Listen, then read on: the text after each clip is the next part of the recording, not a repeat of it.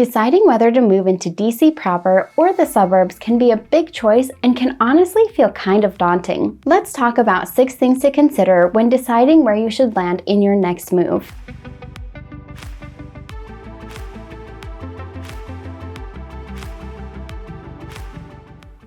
Finding things to do wherever you live can be a fun adventure. Depending on the place, it can also be a lot of work. The good news is that regardless of whether you live in DC or the suburbs, you're going to have plenty to choose from. DC generally has a solid mix of both local and national activities going on. This means that it can have a bit more going on any given day, and, depending on the day, you'll have multiple options across the city to choose from. But just because DC has a ton going on, doesn't mean that the surrounding areas are a barren wasteland with nothing happening.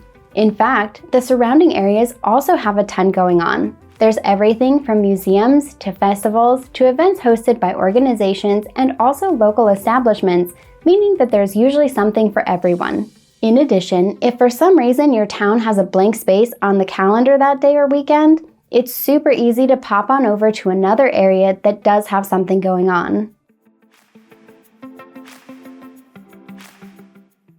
One of my favorite things about DC and the surrounding areas is how much amazing food there is available. In DC, regardless of whether you're looking for something low-key, like a diner or quick burger, or if you're looking for something higher scale, you won't have far to search. The city has all sorts of places that feature a huge variety of distinct flavors and even fusion-style food. If you're on the hunt for the finest of dining options, among its other upscale dining venues, DC has 25 Michelin-star restaurants in the city, so there's plenty of variety on that front as well. And what about food in the suburbs? Good news, because this is another category where DC and the surrounding areas are pretty much equal. While restaurant options in DC tend to be a little closer together, simply because there's less room to work with, the surrounding suburbs also have a ton of options that are pretty easy to get to as well. For example, if you're looking for Vietnamese food, you'll want to head to Eden Center and Falls Church. Or if you're looking for good Korean food, you'll want to check out Annandale. If you're looking for fine dining, you won't find any Michelin stars in the suburbs,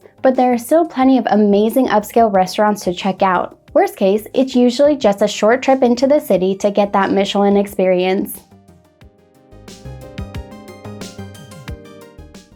Getting around in DC versus the suburbs can look very similar and also very different, especially depending on which suburb you're talking about, what time of day you're traveling, and which direction you're going. DC in general is pretty great for getting around as a pedestrian. The area has been built up in a way that supports getting around without a car, although if you have one, that just makes life a little bit easier. The one downside to getting around DC in a car is the traffic, which, for full transparency, can get really bad, especially around rush hours. There are plenty of options for rideshares, and there are also plenty of options for public transit. In terms of getting around in the suburbs, like I mentioned, it depends on which one we're talking about. Using Arlington as an example, they've been named as one of the most pedestrian-friendly areas in the country. Arlington also tends to have really good public transit available, and if you're getting around by car, the traffic can be bad, but it also has a little bit less impact than if you're trying to get around DC. If we compare to Alexandria, on the other hand,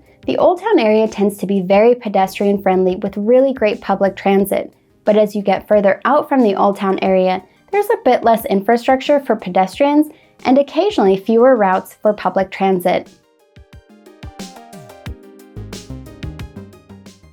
Determining whether you prefer an urban or suburban lifestyle will be really helpful in choosing whether DC or the suburbs will be the right spot for you. If you already know your preference, then your decision likely will be a bit easier. Generally, DC tends to have a more urban feel. This is due in large part to the fact that DC just has a smaller footprint to work with, meaning that more has to fit into less space, leading to a lot more multi-level buildings than you would find in a suburban landscape. At the same time, there are areas of DC that have more of a suburban feel, with more single-level structures than multi-level. In comparison, plenty of DC suburbs tend to have a more suburban feel to them, with pockets of urban neighborhoods scattered throughout. Since the suburbs tend to have more of a footprint to work with, there's more space for single-level structures to be spread through the area. Just to be clear though, pretty much every suburb of DC still has a pretty strong urban flavor to it, at least until you get quite a bit further out from the city. Cost is another factor to consider when you're trying to decide whether to live in the city or in the surrounding areas. To be clear, the entire area is pretty expensive, especially in comparison to the rest of the country. DC's cost of living is about 55% more expensive than the average cost to live in the United States. That's pretty pricey, but when you compare it to some of the surrounding suburbs, it can sometimes feel like a bargain. That said, some of the suburbs are going to cost about the same as Washington, D.C., while others will cost you a bit less. For example, Arlington and Falls Church are a decent bit more expensive than Washington, D.C. In comparison, Alexandria and College Park are a decent bit less expensive than Washington, D.C. There are definitely trade-offs to consider, since, with a few exceptions, most of the higher cost of living areas tend to be directly surrounding D.C. There are definitely trade-offs depending on where you choose. As an example, with few exceptions, most of the higher cost of living areas tend to be directly surrounding DC, meaning that you'll have a shorter commute if you're working inside of the city. That's in comparison to some of the lower cost of living suburbs, which are a little further out and could mean a longer commute and thus more expenses than if you lived right next door. Housing costs are probably one of the biggest factors to consider, because it's kind of really hard to live in a place without having housing costs.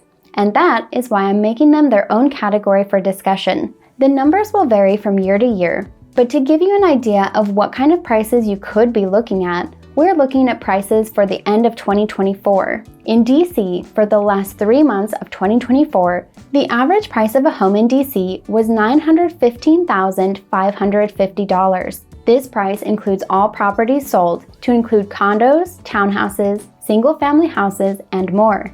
If you look at only condos and townhouses, the average price was $777,196. And if you look at only single-family detached homes, the average price was $1,606,706. To give you some points of comparison, I'll look at the same prices for Arlington, Bethesda, and Hyattsville. For Arlington, the overall average price of a home was $884,174. If you narrow that down to just condos and townhouses, the average price becomes $588,600. And for single-family detached houses, you'd be looking at an average price of $1,456,714. For Bethesda, the overall average price of a home was $1,187,752. If we look at just condos and townhouses, the price then becomes $629,876, and for the single-family detached house average, you'd be looking at a price of $1,653,347. And finally, our last point of comparison is Hyattsville. The overall average price of a home in Hyattsville was $389,180. If we consider only condos and townhouses, the average price becomes $335,317. For single-family detached houses, the average price is $439,754. As you can see, there's a wide range of prices depending on where you choose to live.